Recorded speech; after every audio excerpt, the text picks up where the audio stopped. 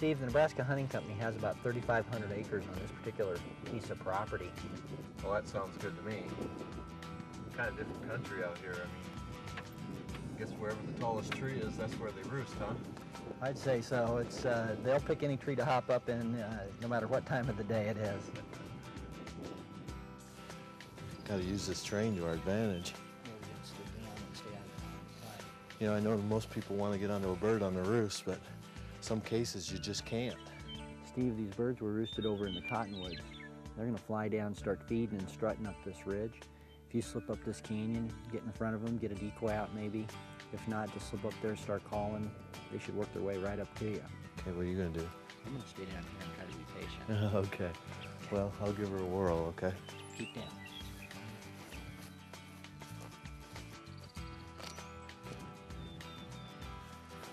He's roosted in these trees. I seen him. From the roost there, we left the truck. Had to kind of sneak up in this ditch here. And kind of work up easy. I can imagine he's going to come up in this grass and hear a strut probably.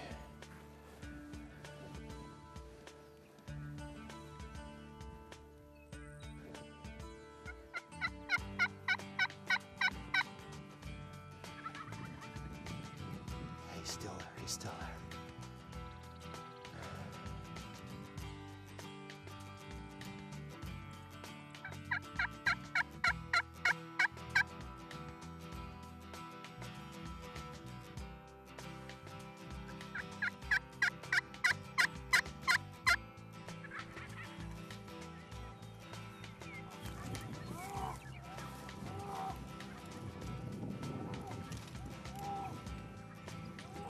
Turkey's gobbling right over there.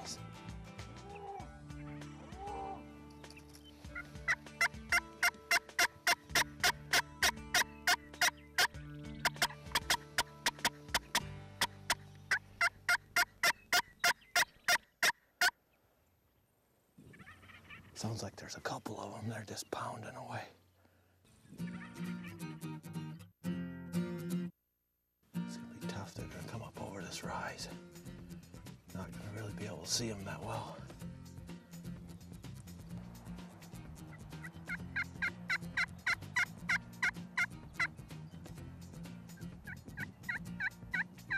Here they come, here they come. Coming up through that grass.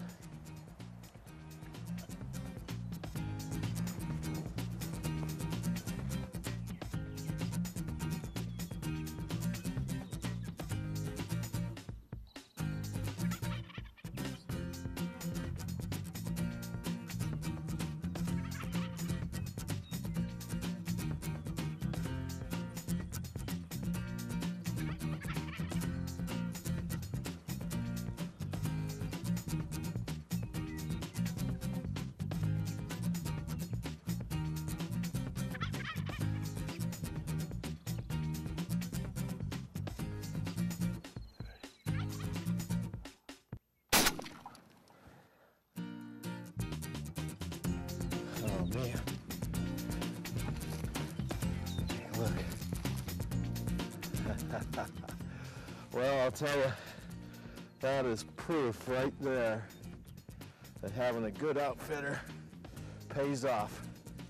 I have never, ever set foot on this piece of property, and I always stress scouting, hunting with Nebraska Hunting Company, Scott Croner,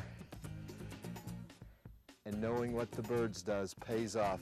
Just as it's getting daylight, we glassed from the truck, saw the birds roosting in the trees. Scott said they're reliable, and he sent me up the ditch and he said that birds will come right up on this flat. And you saw it. Didn't take but a few calls. They come running right up and gobbling and gobbling. And I haven't even been here an hour. I've been in Nebraska for an hour. Having a good outfitter, knowing that land, knowing what the birds is, pays off. We'll take it back and get a tag on him. Congratulations, Boy, Steve. I tell you what. Excellent bird. Worked out just like you said. They flew down and went up the ridge like we talked about. Yeah, you know, and sometimes it's hard to stress what an outfitter can do for a person, you know. I've never set foot on this ground here in Nebraska. For one, it doesn't look like a turkey would even live here because there's not a lot of trees. It's open prairie and tiny little tree plots here. But We call them woodlot birds. We sneak in on them, get close, and then call them into gun range, and you did an excellent job today.